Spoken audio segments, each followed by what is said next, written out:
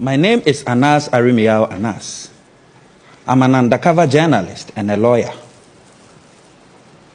Whilst growing up in my little village, it's called Bimbila in the northern region, I learned a lot.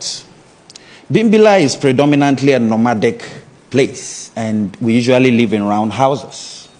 One incident happened one fine morning. A notorious thief was arrested. And the community was very happy. But within 3 days, this thief had been released. And the reason given by the law enforcement agencies was pretty simple. They had no evidence.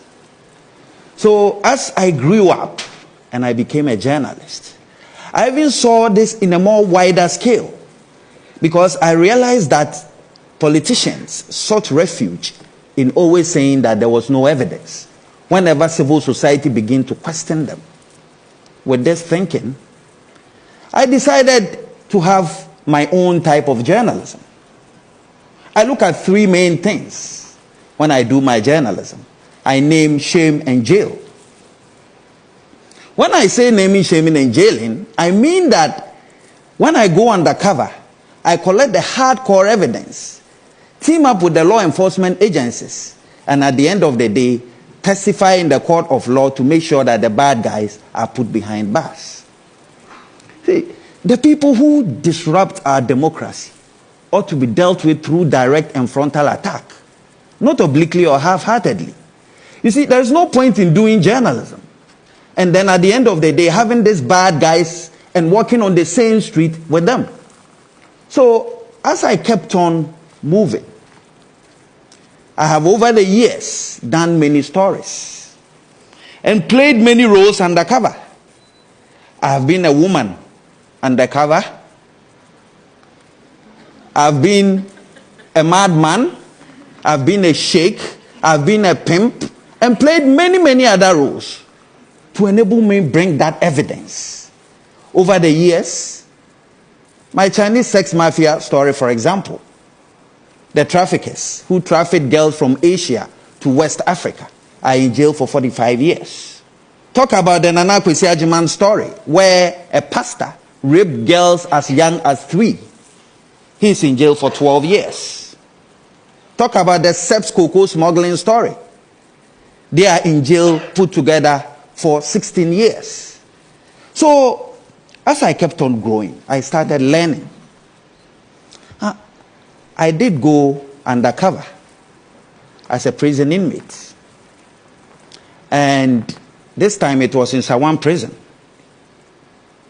When I got in there, after having shaved my beard and all that, I got in and met the cell lord. I went and paid homage. I didn't understand the chemistry of the prison. You see, the prison always has hierarchies. In the night, I was caught up and given a severe beating because I did not pay homage by paying money to the prison lord. In the prison, I found instances of human rights abuse. The food we had was being stolen by people.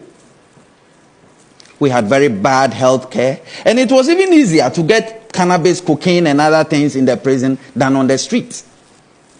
That is the prison. But the most important thing I learned in the prison, and the most shocking revelations, was that justice was for sale. I couldn't believe it. So when I came out of prison, I decided to investigate the little bits that I had heard from my colleagues. They basically explained that, look, I wouldn't have been in this prison but for the fact that I could not pay to that judge. So me and my team set out to do justice to this issue. And indeed, the film was called Justice. We had 34 judges who were caught taking bribes. And it was such a harrowing